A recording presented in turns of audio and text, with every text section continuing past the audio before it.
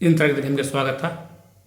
ಸಾಮಾಜಿಕ ಧಾರ್ಮಿಕ ಸುಧಾರಣಾ ಚಳವಳಿಗಳು ಸಂಚಿಕೆ 2 2015ರಿಂದ 2025ರವರೆಗಿನ ಪ್ರಶ್ನೋತ್ತರಗಳನ್ನು ಸಂಗ್ರಹಿಸಿಕೊಂಡು ಬಂದಿದ್ದೇನೆ. ಅಭ್ಯಾಸ ಮಾಡಿ.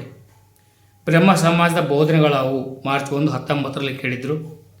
ಬ್ರಹ್ಮ ಸಮಾಜವು ಹಿಂದೂ ಧರ್ಮದಲ್ಲಿದ್ದ ಆಚಾರ ವಿಚಾರಗಳ ಸುಧಾರಣೆಗಾಗಿ ಯತ್ನಿಸಿತು. ವಿಗ್ರಹಾರಾಧನೆ, ಬಹುದೇವತಾರಾಧನೆ ವಿರೋಧಿಸಿತು.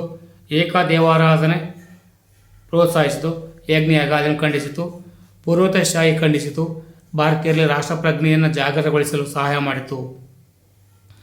ಭಾರತೀಯ ಸಮಾಜ ಮತ್ತು ಧಾರ್ಮಿಕ ಸುಧಾರಣೆಯಲ್ಲಿ ರಾಜಾರಾಮ್ ಮೋಹನ್ ರಾಯರ ಪಾತ್ರ ತಿಳಿಸಿ. ಜೂನ್ 17, ಜೂನ್ 24,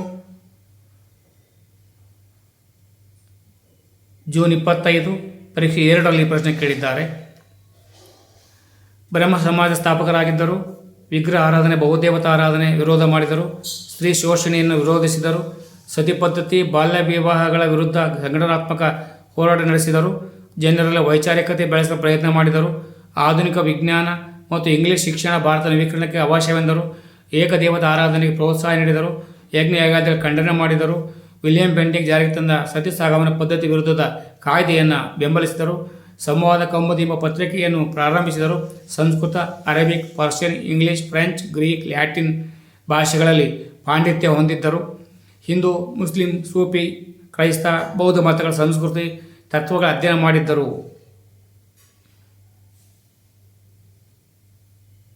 ದಯಾನಂದ ಸರಸ್ವತಿಯವರ ವೇದಗಳ ಹಿಂತಿರುಗಿ ಘೋಷಣೆಯನ್ನು ವಿಶ್ಲೇಷಿಸಿ. ವೇದಗಳ ಸತ್ಯ, ವೇದಗಳು ಜ್ಞಾನದ ಮೂಲವಾಗಿವೆ. ವಿಗ್ರಹಗಳನ್ನು ಹೋಗಲಾಡಿಸಲು, ಅಸ್ಪೃಶ್ಯತೆ ಮತ್ತು ಜಾತಿ ಪದ್ಧತಿಯನ್ನು ತೊಲಗಿಸಲು, ಅರ್ಥಹೀನ ಪದ್ಧತಿಗಳನ್ನು ತಿರಸ್ಕರಿಸಲು, ಪುರೋಹಿತಶಾಹಿ ಅಧಿಕಾರವನ್ನು ಹೋಗಲಾಡಿಸಲು ವೇದಗಳಿಗೆ ಹಿಂತಿರುಗಿ ಎಂದು ಕರೆ ನೀಡಿದರು. ಭಾರತ ಸಮಾಜ ಸುಧಾರಣೆಯಲ್ಲಿ ದಯಾನಂದ ಸರಸ್ವತಿಯವರ ಪಾತ್ರ. ಜುಲೈ 25 ಪರೀಕ್ಷೆ 3, ಜೂನ್ 20 ಮಾರ್ಚ್ 1ರ ಪರೀಕ್ಷೆ, 21 ಜೂನ್ ಪರೀಕ್ಷೆ, 22 ಮಾರ್ಚ್ 3ರ ಪರೀಕ್ಷೆ, 25 ಏಪ್ರಿಲ್ನಲ್ಲಿ ಪರೀಕ್ಷೆ 1ರಲ್ಲಿ ಕೇಳಿದ್ದಾರೆ. ದಯಾನಂದ ಸರಸ್ವತಿಯವರು ಆರ್ಯ ಸಮಾಜವನ್ನು ಸ್ಥಾಪಿಸಿದರು. ವೇದಗಳು ಸತ್ಯ, ವೇದಗಳು ಜ್ಞಾನದ ಮೂಲ. ವಿಗ್ರಹಾರಾಧನೆ ಹೋಗಲಾಡಿಸಲು, ಅಸ್ಪೃಶ್ಯತೆ, ಜಾತಿ ಪದ್ಧತಿ ತೊಲಗಿಸಲು, ಅರ್ಥಹೀನ ಪದ್ಧತಿಗಳನ್ನು ತಿರಸ್ಕರಿಸಲು, ಪುರೋಹಿತಶಾಹಿತ್ವ ಅಧಿಕಾರವನ್ನು ತಿರಸ್ಕರಿಸಲು, ಜಾತಿಯ ಯೋಗ್ಯತೆಯಿಂದ ಹೊರತು ಹುಟ್ಟಿನಿಂದಲ್ಲ ಎಂದು ಪ್ರತಿಪಾದಿಸಿದರು. ಸತ್ಯಾರ್ಥ ಪ್ರಕಾಶ ಎಂಬ ಕೃತಿ ರಚಿಸಿದರು. ಶುದ್ಧಿ ಚಳುವಳಿ ಆರಂಭಿಸಿದರು. ಶಾಲಾ ಕಾಲೇಜುಗಳನ್ನು ಆರಂಭಿಸಿದರು. ಸ್ವರಾಜ್ಯ, ಸ್ವಧರ್ಮ ಬೋಧನೆಗಳ ಮೂಲಕ ಸ್ವತಂತ್ರ ಹೋರಾಟಕ್ಕೆ ಪ್ರೇರಣೆ ನೀಡಿದರು. ಭಾರತೀಯರಿಗೆ ಭಾರತೀಯ ಘೋಷಣೆಯನ್ನು ಸಾರಿದರು. ಪ್ರಾರ್ಥನಾ ಸಮಾಜದ ಗುರಿಗಳೇನು? ಏಪ್ರಿಲ್ 23ರಲ್ಲಿ, ಜೂನ್ 23ರಲ್ಲಿ ಈ ಪ್ರಶ್ನೆ ಕೇಳಿದ್ದಾರೆ. ಆತ್ಮಾರಾಮ್ ಪಾಂಡುರಂಗ ಅವರು ಪ್ರಾರ್ಥನಾ ಸಮಾಜ ಸ್ಥಾಪಿಸಿದರು. ಮಾನವನ ಸೇವೆ, ಪರಮಾತ್ಮನ ಸೇವೆ ಎಂಬುದು ಇದರ ನೆಲೆಗಟ್ಟಾಗಿತ್ತು. ಶಿಕ್ಷಣದ ಪ್ರಸಾರಕ್ಕಾಗಿ ಡೆಕ್ಕನ್ ಶಿಕ್ಷಣ ಸಂಸ್ಥೆ ಸ್ಥಾಪಿಸಿದರು. ವಿಧವಾ ವಿವಾಹ, ಸ್ತ್ರೀ ಶಿಕ್ಷಣ, ಅಂತರ್ಜಾತಿ ವಿವಾಹ, ಸಹಭೋಜನಗಳಿಗೆ ಪ್ರೋತ್ಸಾಹ, ಬಾಲ್ಯ ವಿವಾಹ, ಜಾತಿ ಪದ್ಧತಿ, ವಿಗ್ರಹಾರಾಧನೆ, ಸ್ಪರ್ಧಾ ಪದ್ಧತಿಗಳನ್ನು ವಿರೋಧಿಸಿತು. ಸರ್ವಧರ್ಮಗಳು ಸತ್ಯದ ಪ್ರತ್ಯೇಕವನ್ನು ಗೌರವಿಸಿದರು.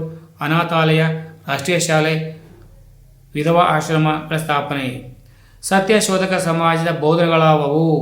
ಏಪ್ರಿಲ್ 15ರಲ್ಲಿ, ಜೂನ್ 17ರಲ್ಲಿ, ಮಾರ್ಚ್ 1, 21ರಲ್ಲಿ, ಮಾರ್ಚ್ 2, 25ರಲ್ಲಿ ಈ ಪ್ರಶ್ನೆ ಕೇಳಿದ್ದಾರೆ. ಸ್ವಾತಂತ್ರ್ಯ ಪ್ರತಿಯೊಬ್ಬ ಮನುಷ್ಯನ ಅವಶ್ಯಕತೆಯನ್ನು ಸಾರಿತು. ಪಾನ ನಿಷೇಧವನ್ನು ಒತ್ತಾಯಿಸಿತು. ಸ್ತ್ರೀ ಪುರುಷರ ಅಸಮಾನತೆ, ಮಾನವ ಹಕ್ಕುಗಳ ನಿರಾಕರಣೆ, ಜನರ ಶೋಷಣೆ, ಅಸ್ಪೃಶ್ಯತೆಯನ್ನು ವಿರೋಧಿಸಿತು. ಸಾಮಾಜಿಕ ನ್ಯಾಯಕ್ಕಾಗಿ ಚಳುವಳಿ ನಡೆಸಿತು. ವಿದ್ಯಾರ್ಥಿನಿಯರ ಶಿಕ್ಷಣಕ್ಕಾಗಿ ಶಾಲೆ ತೆರೆದರು. ಗುಲಾಮಗಿರಿ ಖಂಡಿಸಿದರು. ಉಚಿತ ಕಡ್ಡಾಯ ಶಿಕ್ಷಣವನ್ನು ಪ್ರತಿಪಾದಿಸಿತು. ರೈತರ ಪರವಾದ ಹೋರಾಟಗಳನ್ನು ನಡೆಸಿದರು. ಅಲಿಗಢ ಚಳವಳಿಯ ಉದ್ದೇಶಗಳನ್ನು ವಿಶ್ಲೇಷಿಸಿ. ಅಥವಾ ಮುಸ್ಲಿಂ ಸಮಾಜಕ್ಕೆ ಸರ್ ಸೈಯದ್ ಅಹಮದ್ ಖಾನ್ ಅವರು ನೀಡಿದ ಕೊಡುಗೆಗಳೇನು? ಜೂನ್ 16ರಲ್ಲಿ ಕೇಳಿದ್ದಾರೆ ಮತ್ತು ಜೂನ್ 17ರಲ್ಲಿ, ಏಪ್ರಿಲ್ 18ರಲ್ಲಿ ಪ್ರಶ್ನೆ ಕೇಳಿದ್ದಾರೆ. ಮುಸಲ್ಮಾನರು ರಾಜಕೀಯ, ಸಾಮಾಜಿಕ, ಶೈಕ್ಷಣಿಕ, ಧಾರ್ಮಿಕ, ತಾತ್ವಿಕ ವಿಚಾರಗಳನ್ನು ಬದಲಿಸಿಕೊಂಡು ಪೂರ್ವ ಪಶ್ಚಿಮಗಳ ವಿಚಾರಗಳ ಸಂಗಮಕ್ಕೆ ಸ್ಪಂದಿಸುವುದು. ಅಲಿಗಢ ಚಳುವಳಿ ಆರಂಭಿಸಿದರು.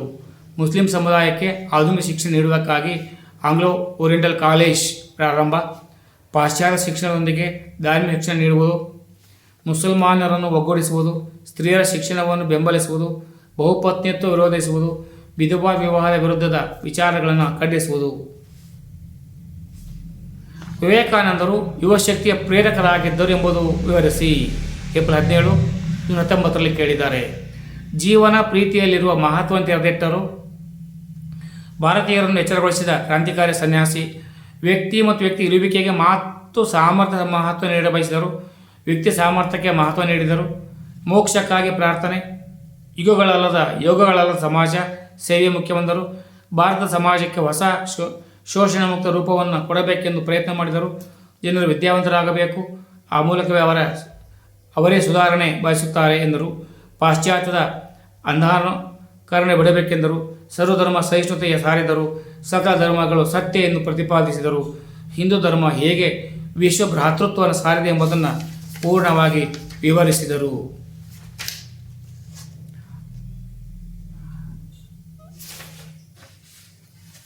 ಭಾರತೀಯ ಸಂಸ್ಕೃತಿಯನ್ನು ವಿಶ್ವಕ್ಕೆ ಪರಿಚಯಿಸಿದರು. ಹೀಗೆ ಇವರು ಯುವಕರಿಗೆ ಪ್ರೇರಣಾ ಶಕ್ತಿಯಾಗಿದ್ದರು.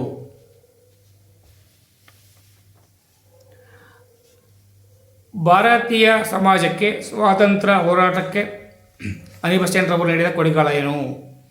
ಅನಿ ಬೆಸೆಂಟರು ಥಿಯಾಸಫಿಕಲ್ ಸೊಸೈಟಿ ಕಾರ್ಯಚಟುವಟಿಕೆಗಳಿಗೆ ನವಚೇತನ ನೀಡಿ ದೃಢೀಕರಿಸಿ. ಮಾರ್ಚ್ 2, 20, ಜೂನ್ 16, ಸೆಪ್ಟೆಂಬರ್ 20, ಮಾರ್ಚ್ 2, 21 ಪರೀಕ್ಷೆ, ಏಪ್ರಿಲ್ 1, 24 ಪರೀಕ್ಷೆ, ಆಗಸ್ಟ್ 24 ಪರೀಕ್ಷೆ, ಮಾರ್ಚ್ 1, 25 ಪರೀಕ್ಷೆಯಲ್ಲಿ ಕೇಳಿದ್ದಾರೆ.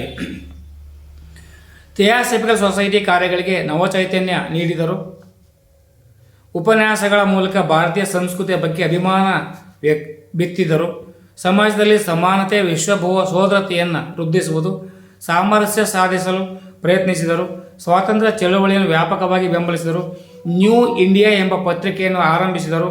16ರಲ್ಲಿ ಹೋಮ್ ರೂಲ್ ಚಳವಳಿಯನ್ನು ಆರಂಭಿಸಿದರು. 17ರಲ್ಲಿ ಕಾಂಗ್ರೆಸ್ ಅಧಿವೇಶನದಲ್ಲಿ ಅಧ್ಯಕ್ಷೆಯಾಗಿದ್ದರು. ನಾರಾಯಣ ಗುರು ಧರ್ಮ ಪರಿಪಾಲನ ಯೋಗಂ ಇವರ ಕೊಡುಗೆ ತಿಳಿಸಿ. ಮಾರ್ಚ್ 1, 20ರಲ್ಲಿ ಕೇಳಿದ್ದಾರೆ. 1903ರಲ್ಲಿ ಧರ್ಮ ಪರಿಪಾಲನ ಯೋಗಂ ಶ್ರೀ ನಾರಾಯಣ ಗುರು ಆರಂಭಿಸಿದರು. ಹಿಂದುಳಿದ ಮತ್ತು ಶೋಷಣೆಗೊಳಗಾದ ಸಮುದಾಯಗಳ ಸಬಲೀಕರಣ ಮಾಡಲು ಪ್ರಯತ್ನಿಸಿದರು. ಮನುಷ್ಯ ಘನತೆಯಿಂದ ಬದುಕುವ ಸಮಾಜ ನಿರ್ಮಾಣವೇ ಈ ಸಂಘಟನೆಯ ಉದ್ದೇಶ. ಮಾನವ ಕುಲಕ್ಕೆ ಒಂದೇ ಜಾತಿ, ಒಂದೇ ಧರ್ಮ ಮತ್ತು ಒಬ್ಬನೇ ದೇವರು ಎಂಬುದು ಇವರ ಆಶಯ. ಇದನ್ನು ಸಾಧಿಸಲು ಶಿಕ್ಷಣವೇ ಮಾರ್ಗವೆಂದು ಸಾರಿದರು. ಕೆಳ ಸಮುದಾಯಗಳ ಪ್ರವೇಶ ನಿರಾಕರಿಸುತ್ತಿದ್ದ ದೇವಾಲಯಗಳಿಗೆ ಪರ್ಯಾಯ ದೇವಾಲಯ ಕಟ್ಟಿದರು. ವೈಕಂ ಸತ್ಯಾಗ್ರಹ 24ರಲ್ಲಿ ಪ್ರಾರಂಭಿಸಿದರು. ಗುರುವಾಯೂರು ದೇವಾಲಯ ಪ್ರವೇಶ ಚಳವಳಿಯು ಒಂದು ಮಹತ್ವದ ಘಟನೆಯಾಗಿತ್ತು.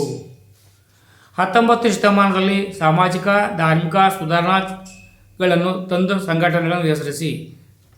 ಇದು 23 ಕೇಳಿದ್ದಾರೆ. ಇನ್ನು ಬನ್ನಿ ಓದ್ಕೊಳ್ಳಿ. ಸರ್ ಸೈಯದ್ ಅಹಮದ್ ಖಾನ್ ಅವರು ಅಲಿಗಢ ಚಳವಳಿಯನ್ನು ಹೇಗೆ ಆರಂಭಿಸಿದರು?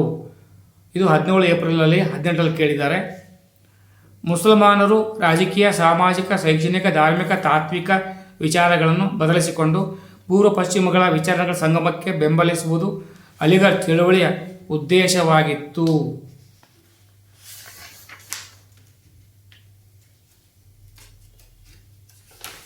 ಆತ್ಮೀಯ ವಿದ್ಯಾರ್ಥಿಗಳೇ, ಇನ್ನೂ ಹೆಚ್ಚಿನ ವಿಷಯಗಳನ್ನು ನಾಳೆ ಮತ್ತೆ ಬರಲಿದ್ದೇನೆ.